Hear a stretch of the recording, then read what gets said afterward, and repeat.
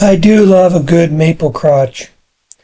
This week's project turned out, I think, very well, and I did include some epoxy in it for those that like epoxy, although I'm not one of them. But this project also had something happen to me that's never really happened before. Stay tuned and see what that was. Okay, this is my next project. It's maple. It's a crotch piece. It does have a split here and here. I should have showed it before I put the faceplate on. It's got a bark inclusion. I don't think it goes beyond this, so I'll turn it out anyways. This will be the top. It's relatively dry. It's 15%. I'll probably rough it out and then put it in my kiln for a few days. I took it to the bandsaw and made it round. That significantly makes my job easier because I can turn it a lot faster to start with. Although it's not flat on the top, so there's going to be some degree of unbalance from that, given that I've got a lot of wood here, not much here, not much here. But we'll see how we make out as far as speed goes. I was thinking about making it live edge, but the bark isn't great, so I changed my mind and I'm going to turn that off.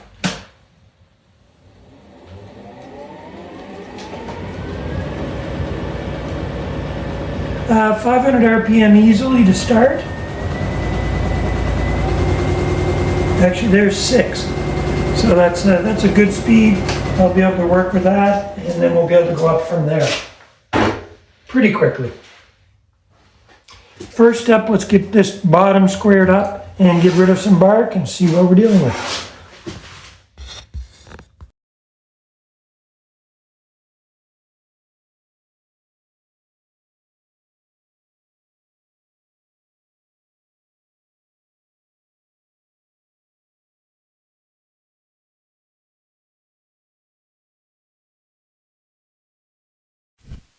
I've mentioned this before on my channel, but for safety gear, I always wear eye protection.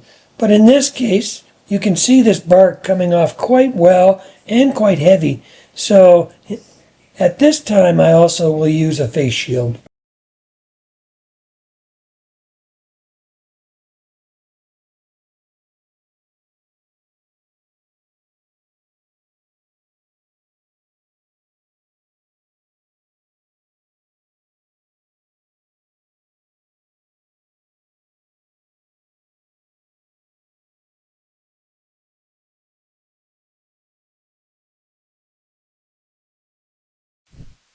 I don't think I mentioned it, but here you can see I had that bowl on the top mounted to a faceplate.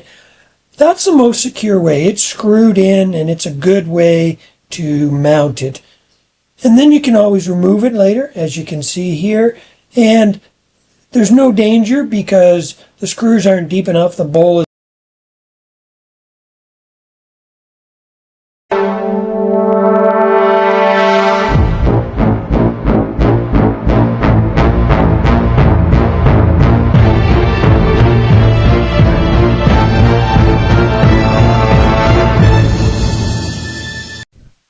I don't know what this says about my audience, but I often get feedback that people like to see failures. And unfortunately, my tenon broke off here. I'm not sure why. There has to be a reason, because usually they don't break off. But in this case, I was able to remount it, and I was able to use the original screw, so I was able to get it pretty centered. And now I'm just using a glue block with hot melt glue and an electric frying pan. And I've tried other methods of mounting a block on using epoxy and other methods, but this by far is the most secure way of mounting a new tenon on to one that's broken off.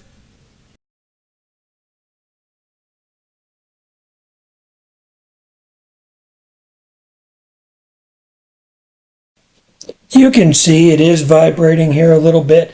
That's just because I obviously didn't get it quite perfectly centered to the way it was before, but I'm still thick, so once I get that trued up again, then it'll start turning smoothly. Okay, I have a bit of a dilemma. When I remounted it, it was a little bit off center. I think that was the screws. I mean, not the technique I used for the hot melt glue, but when I put the screws back on it. So I can make it round, but it's not going to be very thick. The problem is it's still 15 to 20% moisture, so it's probably going to move. And then when it moves, then I won't have enough material to make it round again. So my other option is to just go with it now, make it round and make it thin. And then if it does go it around, it's going to be an out around bowl. And I think that's what I'm going to do, because I don't think I can do a twice turned bowl with this. So let's go ahead and make it thin.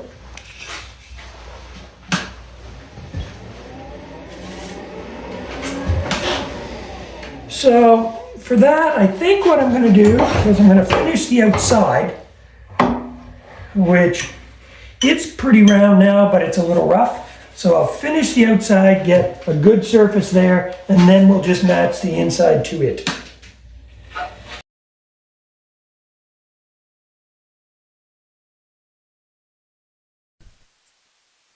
Here I'm just using my bowl gouge to give me the best finish cut. Now I am going the opposite way here. I am going downhill. I'll turn that around here in a minute and go uphill, which will give me a better surface. I thought I was round. I was not round. I could see the shadow. So I've got to take almost 1/4 of an inch off the high spot to get back to here.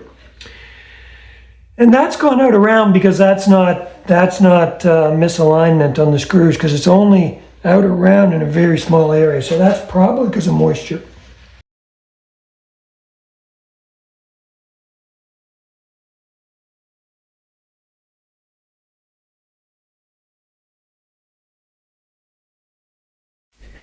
I can tell you, if you watch much YouTube videos about wood turning, there's a lot of controversy about wearing a glove. But I can also tell you that the shavings coming off here, hitting my hand, are very hot. All right, that is round. I'm making contact everywhere now. That's good to scrape. And I've still got over 1/2 inch here, so less there. So that's how thick it's going to be.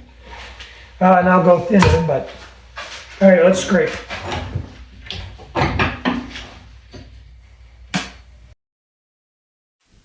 Before I turned it too much thinner, I ended up putting it in my kiln. The wood wasn't that wet, but it was wet enough that I couldn't finish turning it. So here I am just cleaning up the outside with a scraper, but I actually believe this was after I took it out of the kiln. Because I had some cracks to fill, I needed to make sure that it was dry so that the epoxy wouldn't pull away from the cracks once it started to dry. As I'm working the inside here, getting it to the final thickness, this is definitely dry at this point. It had been in my kiln for about a week and was less than 10% moisture at this point.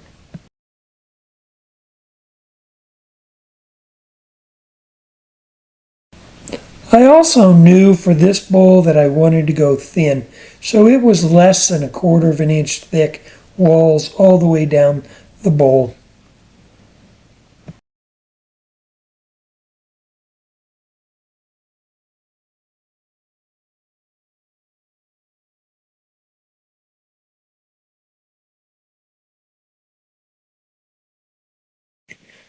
The other thing I wanted to do by going thin was try and get rid of that bark inclusion that ran across the bottom of the bowl that you see here now.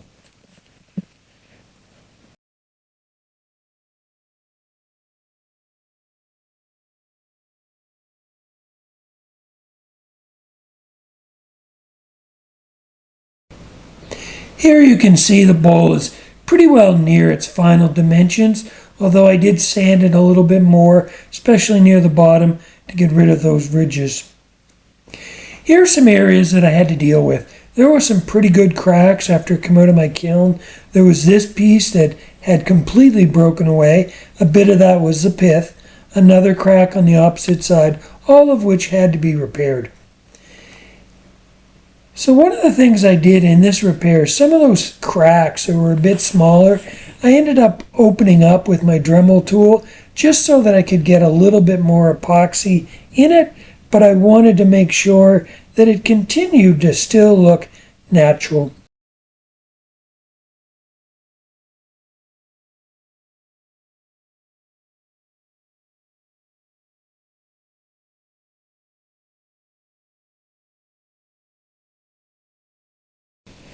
The next step was to put some sanding sealer, especially around those cracks, because I did not want any epoxy staining on the bowl itself. Because other than the cracks, the bowl was pretty well sanded to its final smoothness on the inside and outside, or at least so I thought.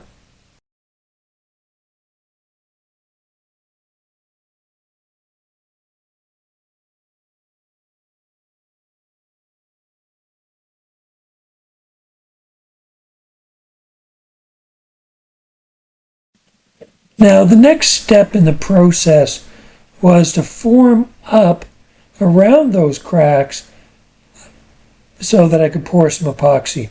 How I do that is I use hot melt glue, I run down either side of the crack, and then I use shelf liner, which I actually buy from the dollar store in large rolls, and I press that into the hot melt glue, and that gives me a pretty good form in which I can pour the epoxy.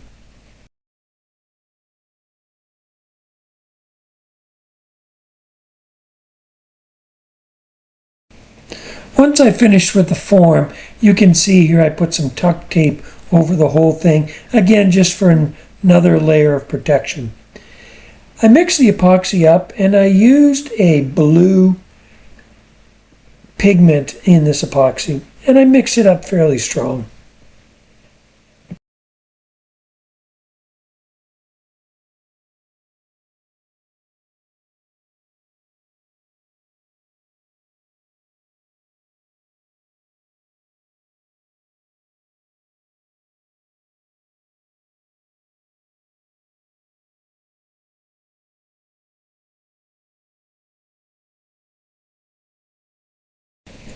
Here you can see the epoxy after I've poured it. It's set up and I removed the forms that I created. And here's where you can start to see what I was talking about earlier, the thing that never has really happened to me before. This bowl has gone significantly out of round, even though it was dry. I think when I turned it thin, the tension in the wood released in such a way that this bowl was 3/8 of an inch out of round, and I still had some sanding left to do. But this also is a final shot of the finished bowl, and it did take a lot of sanding because when you're sanding and it's that out of round, the sanding tends to bounce a bit. So I did end up sanding a lot with the lathe running and also with the lathe stopped. But in the end, I liked how it turned out. I think it has a nice look about it, even though it is out of round.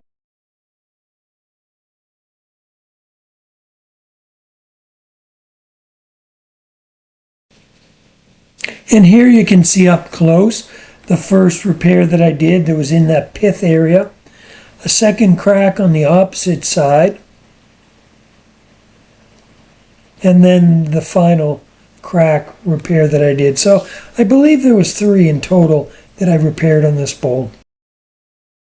So again, as I mentioned in the beginning of the video, what I saw on this that I've never seen before is a dry bowl going this far out of round. It did make a lot of extra work, but in the end, very pleased with the way it turned out. Let me know what you think, whether or not you like this look. Again, it is out of round. but I think the finish turned out well, and I actually do like the epoxy fixes to some of the cracks. Leave a comment, let me know what you think, and again, thank you very much for watching.